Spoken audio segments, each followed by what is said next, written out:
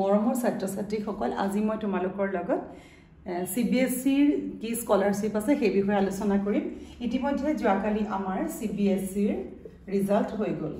এই CBSEৰ কোনখিনি ছাত্ৰীয়ে এটা স্কলাৰশিপ পাব তোমালোকে চোৱা। ইণ্ডিয়াৰ এটা স্কলাৰশিপ আছে, হেতু হৈছে ইণ্ডিয়া গাৰ্ল চাইল্ড। এটো হৈছে গাৰ্ল এডুকেশ্যন, গাৰ্ল চাইল্ড অৰ্থাৎ গাৰ্ল এডুকেশ্যন।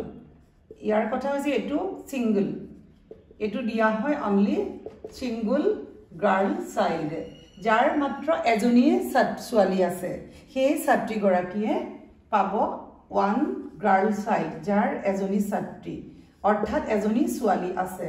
তাৰ কোনো বেলেগ ককাই ভাই লৰাও থাকিব নোৱাৰিব, মাত্ৰ এটাই সন্তান হ'ব লাগিব আৰু সেই ওয়ান গাৰ্ল চাইল্ড গৰাকীয়ে স্কলাৰশিপটো পাব। সেই স্কলাৰশিপ পাবলৈ কি কৰিব লাগিব? আমাৰ ইণ্ডিয়া গভৰ্ণমেণ্টে যেতিয়া আমাৰ এটা ৰিজলিউশ্যন লৈছিলে, কি বুলি লৈছিলে যে বেটি বচাও বেটি পঢ়াও।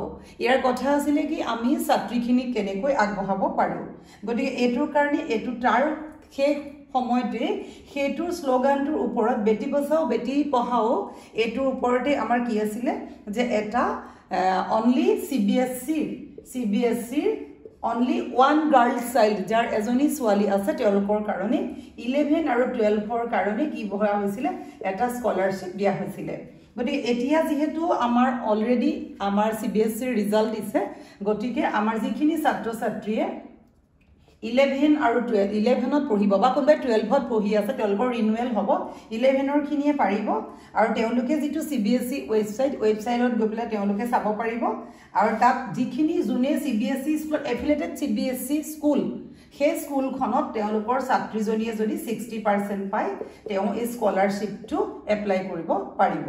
আৰু এই স্কলাৰশিপটো অলৰেডি আমাৰ যিসকলে 12ত পঢ়ি আছে তেওঁলোকে লৈছে আৰু এইটোৰ কাৰণে ৰিনুৱেল হ'ব। নতুনখিনিয়ে তেওঁলোকে CBSEৰ ৱেবসাইটত গৈ চালে তেওঁলোকে কৰিব পাৰিব।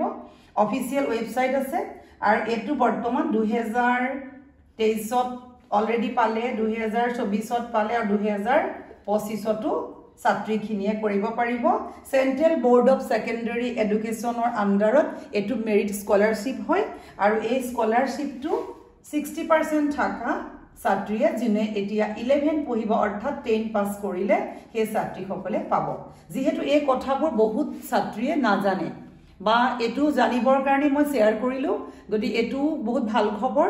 গতিকে তোমালোকে এটো CBSEৰ যেটো ৱেবসাইট আছে তাত গৈ পেলাই এটো তোমালোকে এপ্লাই কৰিবা আৰু ভিডিওটো শেয়াৰ কৰিবা সকলোৰে লগত আৰু সাবস্ক্ৰাইব কৰিবা, কমেন্ট কৰিবা, এটা লাইক কৰিব নাপাহৰিবা। Thank U.